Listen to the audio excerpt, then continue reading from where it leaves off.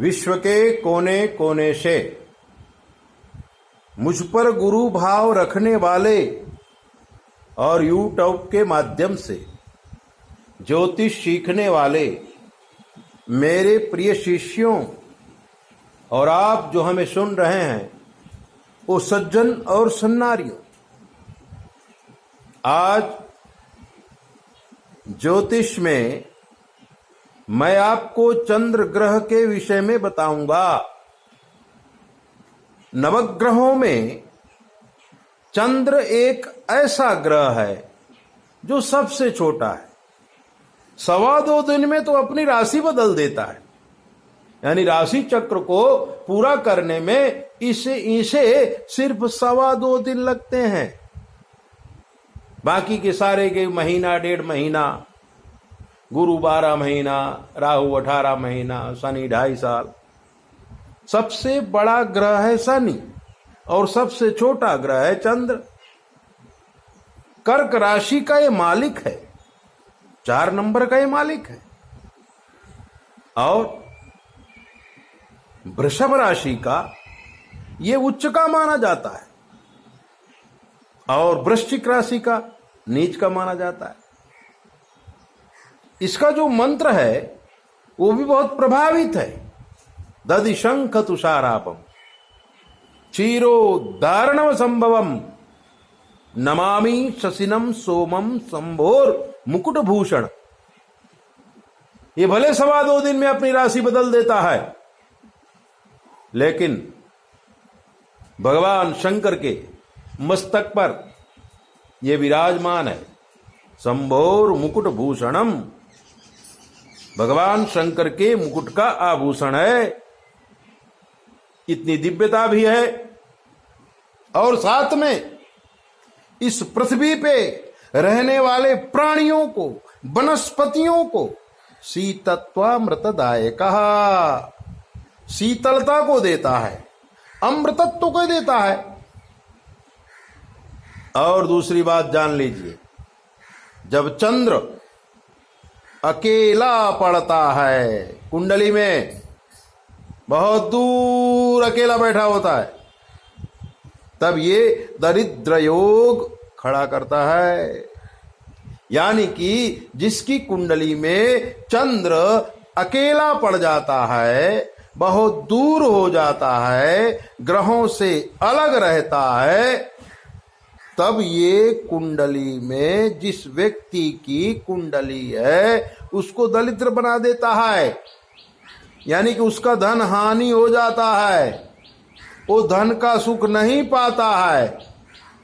फिर चाहे वो विद्या धन हो, चाहे वो संतानों का धन हो, और चाहे वो द्रव्य का धन हो, संपत्ति का धन हो, ऐसे व्यक्ति के पास कभी कभी तो 200-500 रुपये की तकलीफ रहती है।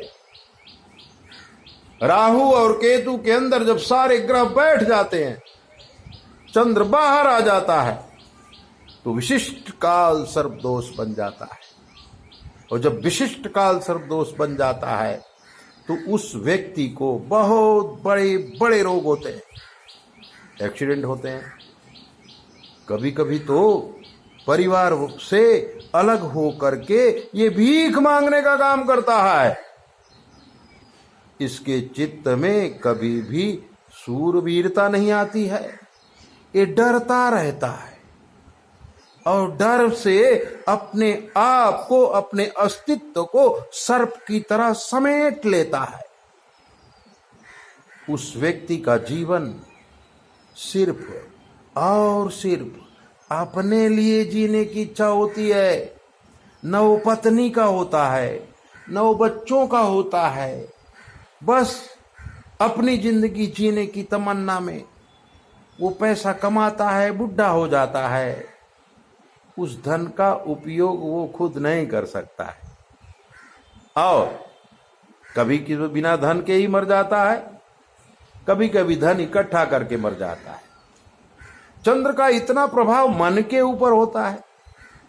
जब ये शुक्र के साथ संपर्क में आता है तो व्यक्ति को मानसिक बीमारी हो जाती है। अगर युवानी है तो शुक्र के साथ जो चंद्र है वो मानसिक विक्षिप्तता ला देता है। मनुष्य पागलों जैसी हरकत करने लगता है, कुटुंब परिवार की चिंता नहीं करता है, अपने पूर्वजों के नाम को ढोए देता है और ऐसे घिनौने काम कर देता है कि उसका नाम ही डूब जाता है। कभी कभी तो उसका मर्डर हो जाता है, कभी कभी वो खुद मर्डर कर देता है, कभी कभी वो सुसाइड भी कर सकता है, कभी वो किसी को कष्ट भयंकर दे सकता है। चंद्र जल तत्व का मालिक है। हमारे शरीर में रहा हुआ जो ब्लड है और जो पानी है उस पे इसका प्रभाव होता है। इसीलिए तो पूनम के दिन सागर में जो है भरती आती है। सुनामी के समय भी चंद्र का परिस्थिति का निरीक्षण करना जरूरी हो जाता है। जब कोई लड़का किसी लड़की को देखता है, शुक्र और चंद्र वाला, उस लड़की की खूबसूरती के पीछे वो पागल हो जाता है और पागलों की तरह वो उसे प्राप्त करने की कोशिश करने लगता है। और कोई लड़की अगर शुक्र चंद्र वाली है तो काम ज्वर से विह्वल हो जाती है और किसी मन इच्छित पुरुष को देखती है तो काम इच्छा से विह्वल हो जाती है, उसे प्राप्त करने की कोशिश करती है और इसी में उसका जीवन नष्ट हो जाता है। कितनी लड़कियां तो भावावेश में अपना घर छोड़ के पुरुष के साथ भाग जाती हैं और फिर उनका जीवन बर्बाद हो जाता है। न वो माँ बाप की रहती हैं, न वो पति की ही रहती हैं, क्योंकि पति के घर वाले भी उनको स्वीकार नहीं करते हैं और घर वाले भी इसका स्वीकार नहीं करते हैं। तब ऐसी नारी के जीवन में बहुत सारे दुख आ जाते हैं। चंद्र छोटा ग्रह है, लेकिन चंद्र जब खराब होता है तो मनुष्य के जीवन में बहुत सारी असर कर जाता है। इसलिए हमें अच्छे ज्योतिषी से चंद्र के विषय में ज्ञान लेना चाहिए और पढ़ना चाहिए। ऐसे दिव्य बातें जानने के लिए आप हमारे चैनल को सब्सक्राइब करो, लाइक करो और अगर आपके जीवन में कोई कष्ट है हमसे पूछ लो, शास्त्र के मत के अनुसार हम आपको जवाब देंगे, वो भी बिल्कुल फ्री। 9825200108 पर संपर्क करके आप कुछ भी पूछिए। जय बोले, अपना ध्यान करो।